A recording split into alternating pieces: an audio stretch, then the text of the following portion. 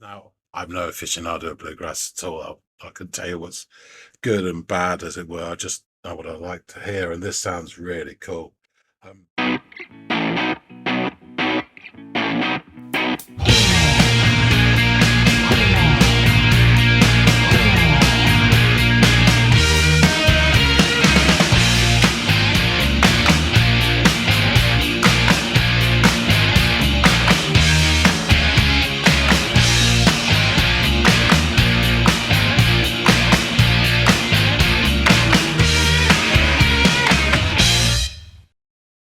Hey, everybody, and welcome to another episode of the Audiophiles, you bastard.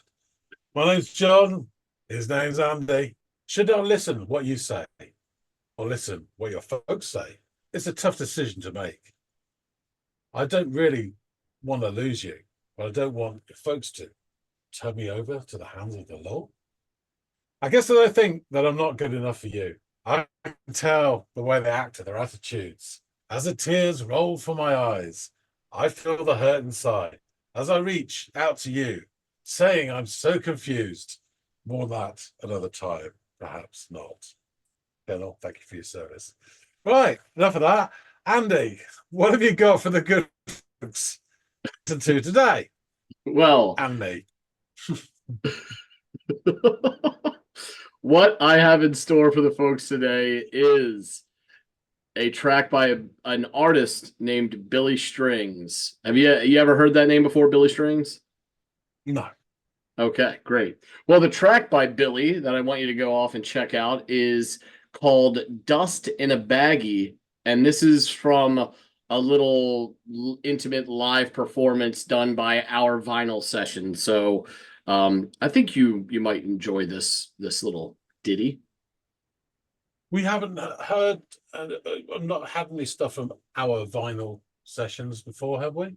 No, I don't think we've done anything from them. I've No. seen a few artists out there that I've watched their material for Our Vinyl Sessions on YouTube, maybe other streaming platforms. I'm not sure, but Cool. they do host a good little session. And I like I said, I think you might like this one. So, but I'd be interested to hear what you have to say once you go off and do give it a listen. So please do just that. Excellent. Yeah, looking forward to this, because these session ones that we do, whether it's KXP, whatever, or Audio Tree. Yeah. From the basement, they're always really good, aren't they? Yeah, they're good stuff. Well, we wouldn't pick them otherwise, so yeah. Yeah. Fingers crossed that you keep that run going. Yeah, exactly. Awesome. So okay. Give this thing a go and let me know what you think of Dust in a Baggie by Billy Strings.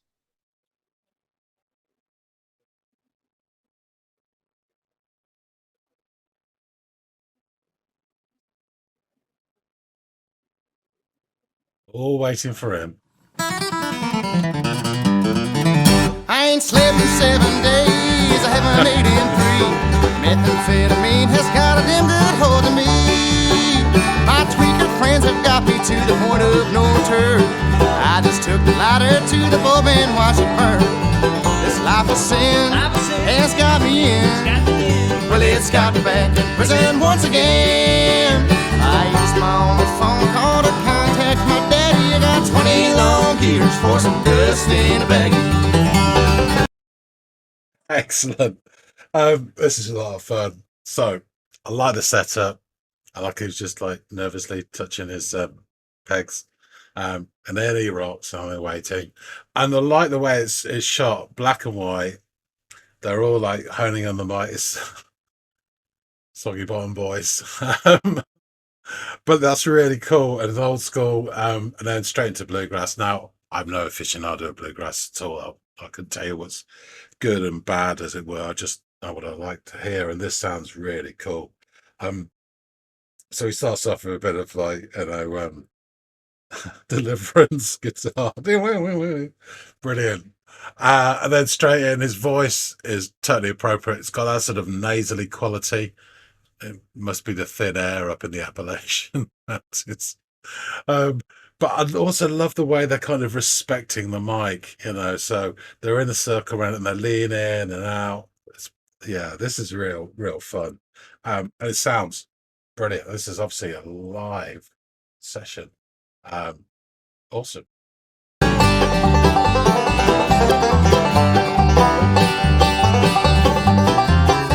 Banjo.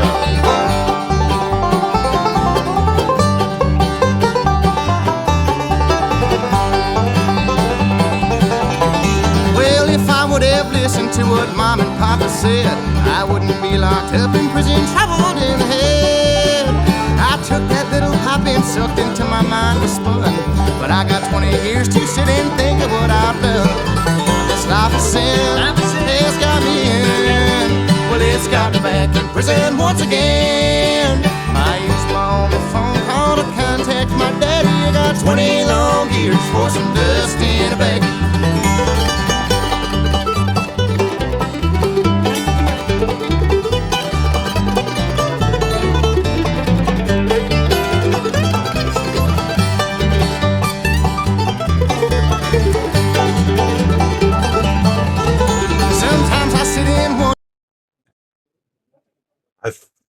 Sounded like it must have been a mandolin that. Yeah, really nice. So they're doing little stits at the end of each bit, which is cool as well.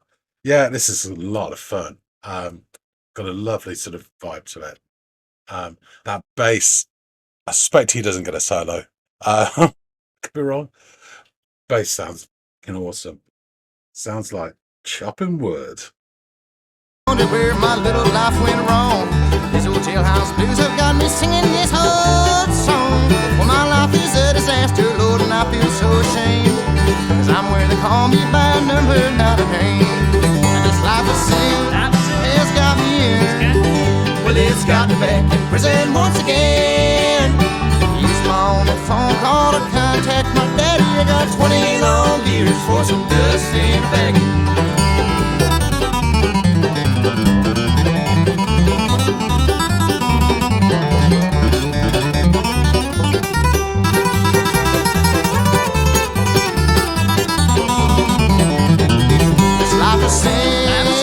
Awesome. Well, it's got me back in prison once again. I used my only phone call to contact my daddy. I got 20 long years for some dust in a baggie. I used my only phone call to contact my daddy. I got 20 long years for some dust in a baggie.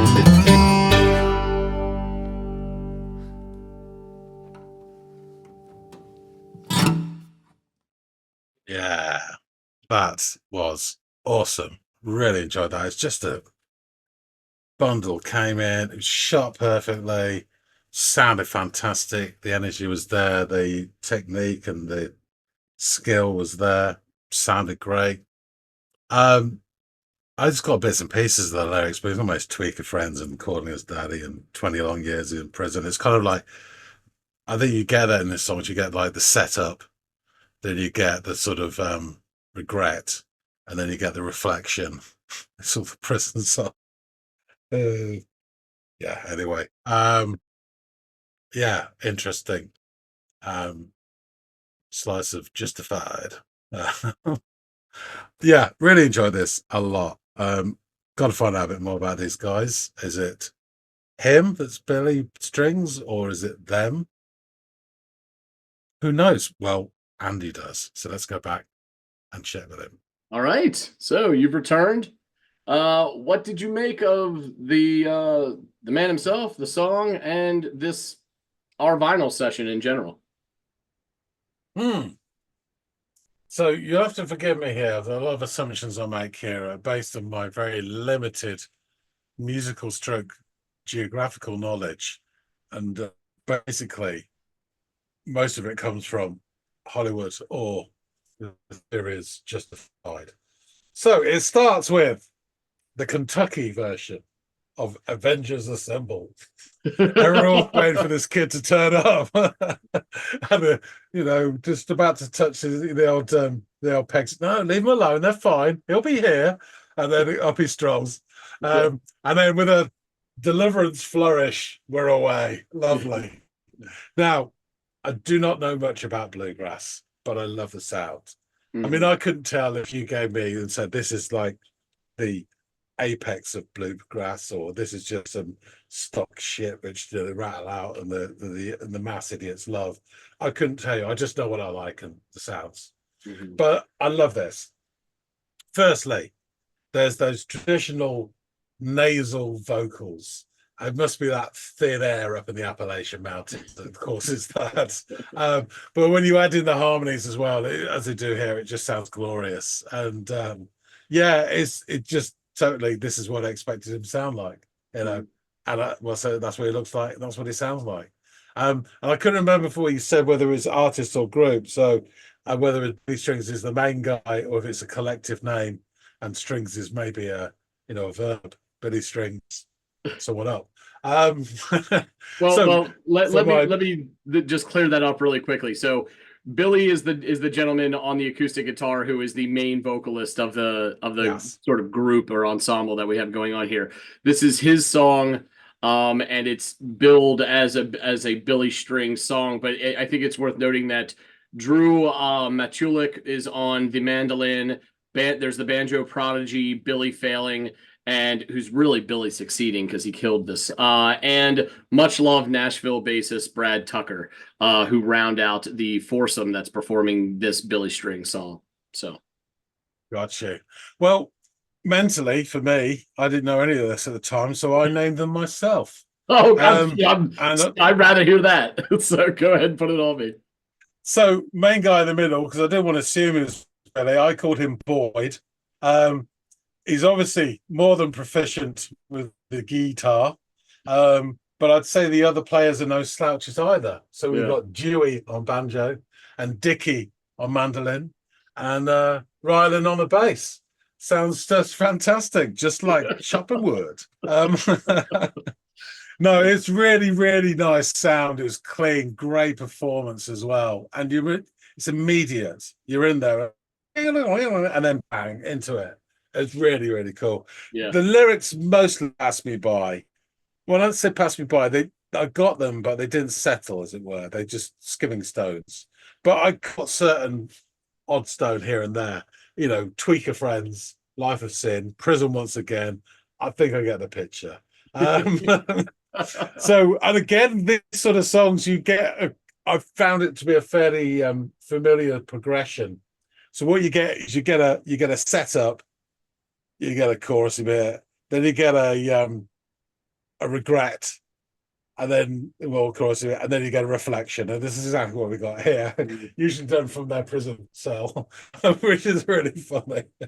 So we get this set up with the opening verse, and the chorus spells out the trouble our brave protagonist is in. Not surprised you start around with Beth, and you deserve what you get. Really, you're lucky you didn't blow yourself up. After that first chorus, which is great, we get this lovely little banjo cameo, and it again, I know the banjo. He could be doing the most basic stuff, or he could be super advanced stuff. It sounded brilliant to me, so that's all I need to know. Next verse, we get the regretted situation. Oh, and I forgot, of course, I'm glad that he's calling his daddy. It's really funny. But I mean, it's kind of based in a sort of truthfulness as well. Yeah. It's a cliche truth, but it's there and it happens. Otherwise, it would be preposterous. Not that it isn't, but do you know what I mean? So yeah, after the second chorus again, which is this, it really sort of pumps up. I really like the chorus. Then Step Forward mandolin. It is mandolin, isn't it? Yeah. Another great sound as well. And I love the way that this is staged. So like at the start, with all sort of almost like, waiting for him to come. But they're in this circle. It's black and white. The lighting's perfect as well. And you've got this old school with the mic in the middle and them leaning in and out. And they really respect the microphone space. It's like, he comes in and they kind of lean back and then he comes out and the others lean in and out. And it just puts me in mind of Oh Brother Where They're At There, the Soggy Bottom Boys. It really does. Without question. And that old school way of doing stuff, of quite primitive, where you had one microphone, one track. Yeah. You paid your $2 and you got your one shot and that was it. And brilliant. And you got paid for doing it, and then they go off and sell the record. Yeah. Awesome. Yeah, it just really added to the atmosphere and the feel of the song as well. I just could have enjoyed it more, to be honest with you. So the next verse, as we say, this reflection, how have I got here?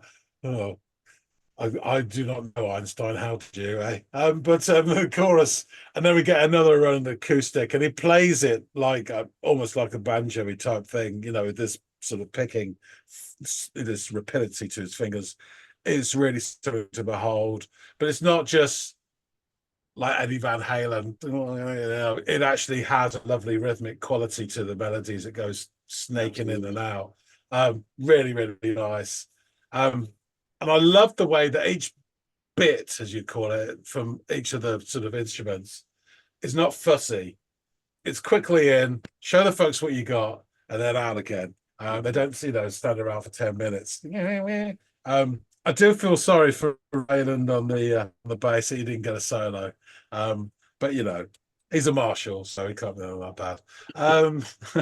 So yeah, we get another chorus and then we're out. In terms of the song itself, very, very simple. It sells that style, but huge amount of fun. Short, sharp, fantastic performance, beautifully staged, as I said. I really enjoyed this little slice of bluegrass. It was, top-notch stuff. Awesome. Yeah. I thought we were due for a little change of pace. The Horseflies gave us a taste of it. I kind of transitioned today when we exchanged songs from rock into bluegrass, and slowly you see the metamorphosis as we've gone through here. And now we've firmly landed in bluegrass territory. There are blue mountains and bluegrass surrounding us with this track. And Billy Strings is honestly like a savant, like a virtuoso. Because it looks pretty young. Yeah, he was young when he started, and he's still going on, and still a very young man performing like someone who's got years and years under his belt.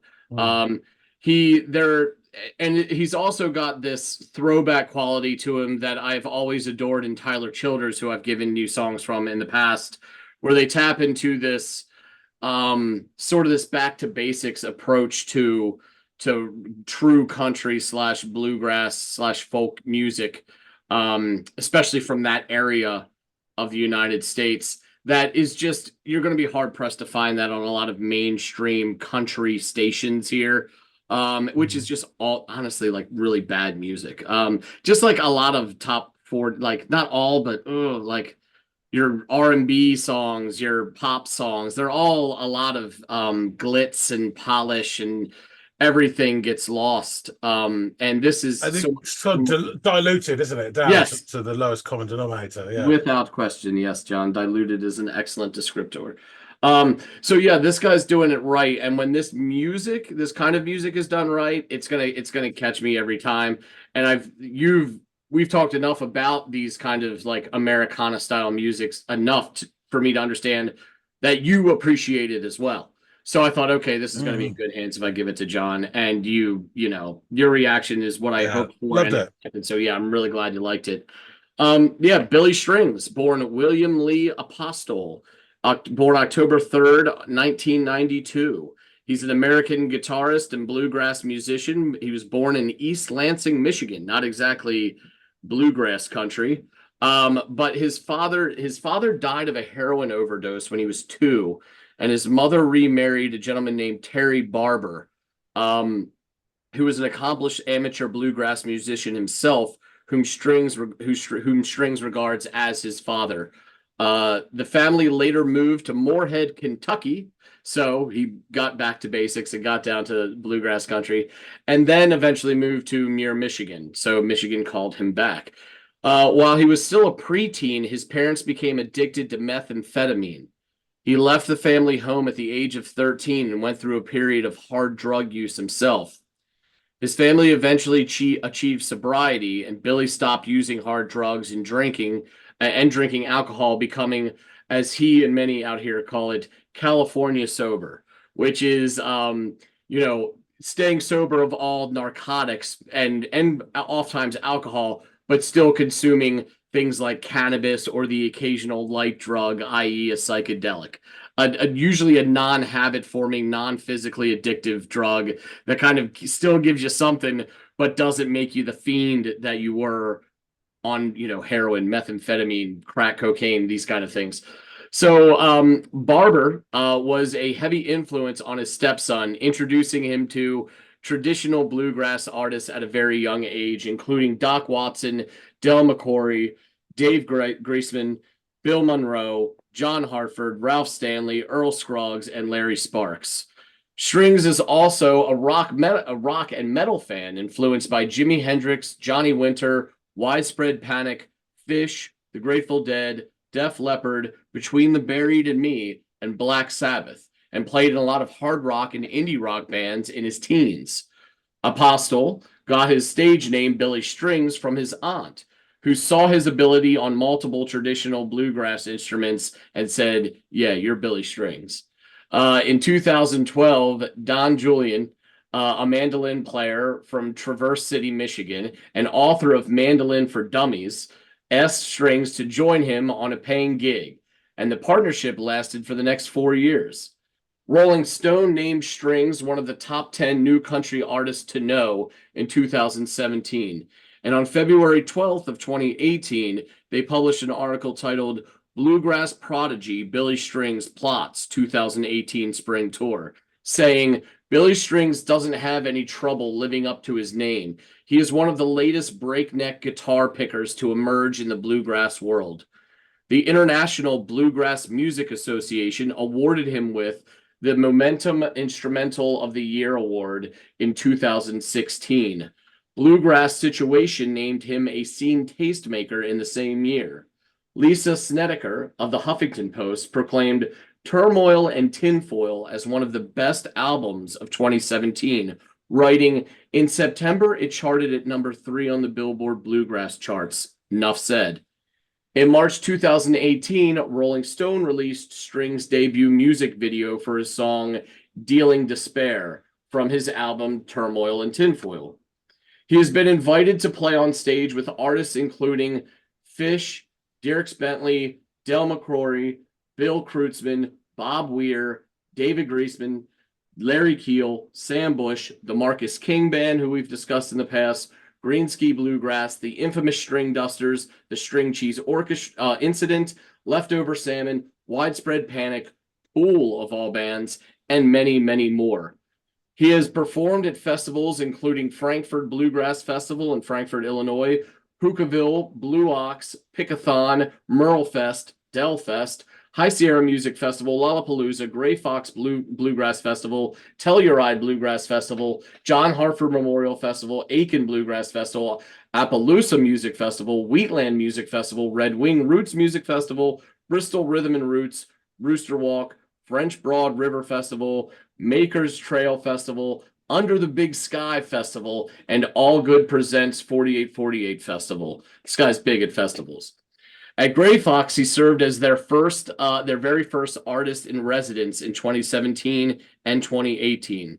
Strings has appeared on famous PBS musical TV programs, Austin City Limits. You should go find that and check it out if you enjoyed this, and Bluegrass Underground.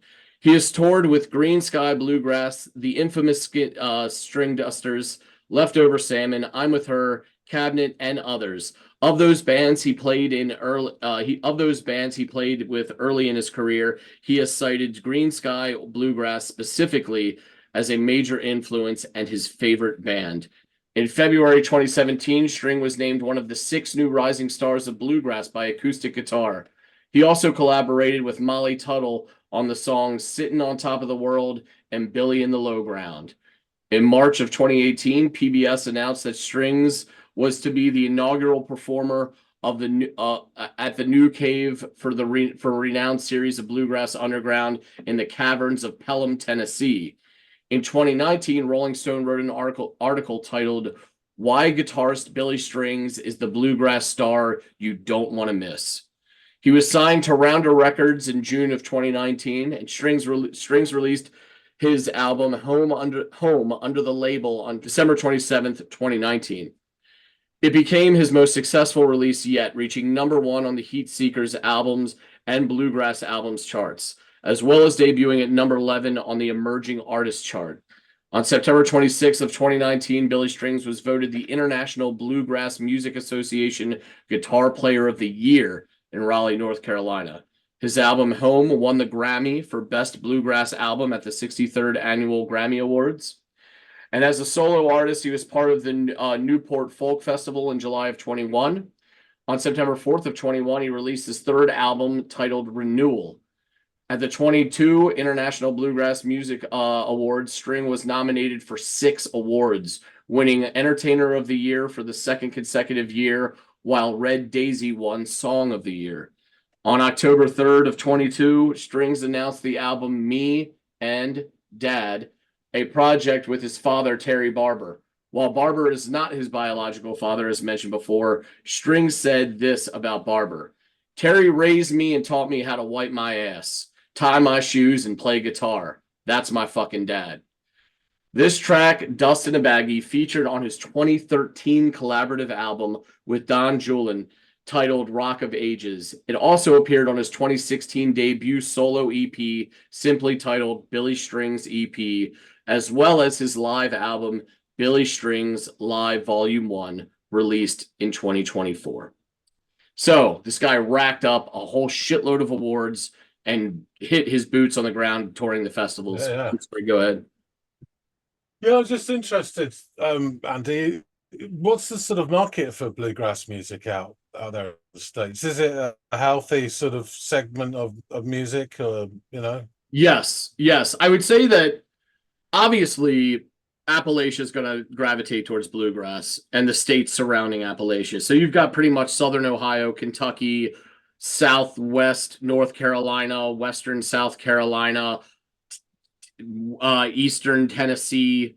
And then you've got this odd crossover where jam bands like the Grateful Dead, the String Cheese Incident, Mo, who we've covered on here, and countless other jam style bands also welcome the bluegrass sound and incorporate it into their own music. So then you're casting a net into another niche audience.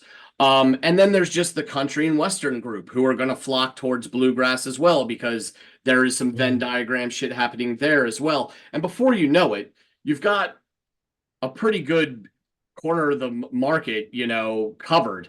We're a pretty large country with a pretty huge population. I'd say probably, his stuff has gotten out to a fifth of it, or, maybe an eighth of it, which there's money to be made and success to be had when you're dealing with that population would be that of, other countries in the world. So there is enough of a following. I mean, and it's not just bluegrass awards. Like the Grammys isn't just for bluegrass. I was going to say, I was quite surprised there's a bluegrass section of. There is. And I'm sure Country Music Awards, which is very much centered just around country western, gave this guy his flowers as well. There's definitely a market for it, and he's, like I said, he's fucking cornered it and made it his own at a very young age. But he wouldn't have done that if this guy doesn't have the raw, prodigy talent that he has on all of these instruments that are integral to the bluegrass sound. So really impressive musician. So these lyrics: I ain't slept in 7 days, haven't ate in 3. Methamphetamine has got a goddamn good hold on me. My tweaker friends have got me to the point of no return. I just took the lighter to the bulb and watched it burn. This life of sin has got me in. Well, it's got me back in prison once again. I used my only phone call to contact my daddy. I got 20 long years for some dust in a baggie. Well, if I would have listened to what Mom Papa said, I wouldn't be locked up in prison, troubled in the head. I took that little pop and sucked until my mind was spun. I got 20 years to sit and think about what I've done. This is a life of sin. This life of sin has got me in. Well, it's got me back in prison once again. I used my only phone call to contact my daddy. I got 20 long years for some dust in a baggie. Sometimes I sit and wonder where my little life went wrong. These old jailhouse blues have got me singing this old song. My life is a disaster, Lord, and I feel so ashamed. In here where they call me by a number, not a name. This life of sin has got me in.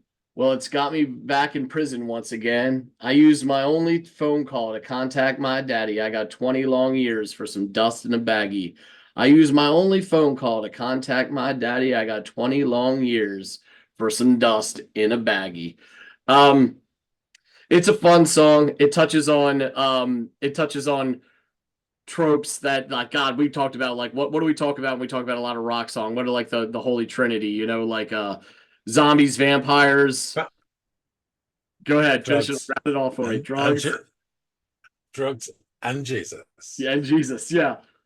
Bluegrass is, I would say, Love Lost can supplant the vampire zombie contingent of it, but the other two, very, very similar to bluegrass. This covers that. I think what's important to note and to take a step back and realize is that his story is one of many stories that are oft untold or uncovered about the trials and tribulations of an area that industry has left, that the country has lost focus on in general. And it's good to have people like this who can come out on the other side, not only safe from that, but with a platform to draw attention to it, since politicians and big business aren't. You know, there's only so much coal left in the earth, and we're only going to use it for so much longer. There needs to be an attention set to these people that live here, and how to, like, you know, better their situation and the infrastructure and the economies in this area. And this song, while silly and fun and fast paced, still has, like, shades of, like, true, like, seriousness to it. And I don't want to bring it down or anything, but I just think it's important that, you know, this stuff gets put under a microscope as well, and thought about and addressed on our end over here as Americans. And I think that this guy is a wonderful representation of that area and a voice for that area that so desperately needs to be heard. So one of plenty of reasons why I brought this song to the channel. Obviously, I thought you'd dig it. We need a little diversity out here outside of the indie rock, new wave, post-punk world. And this is, for a guy over in England, it's probably, you know, cool for you to be able to check out some truly Americana shit, just as it is for me to be able to listen to some stuff that is quintessentially British. It's just a fun exchange that we have going on here. So thank you so much for giving this a listen, John. Really do appreciate it. No, I loved it. Loved it. It's great. Awesome, man. Awesome. Guys out there in the listening audience, please let us know what you thought of William Strings and his song Dust in a Baggie. If you're familiar with the stuff, there's other tracks you should check out. What you thought of this, if it reminded you of any other artists that you've listened to, what you make of bluegrass. Please, you know, the world's your oyster. The comment field is as well. Just be kind. That's all we ask. Also, while we have your attention, please like, share, and subscribe. Help us bolster the channel and get this song out. And if you don't, you might end up spending, you know, 20 long years in prison. So thank you so much for that. And hopefully John and I will see all y'all on the next installment of the Audiophiles. We'll see you later, guys.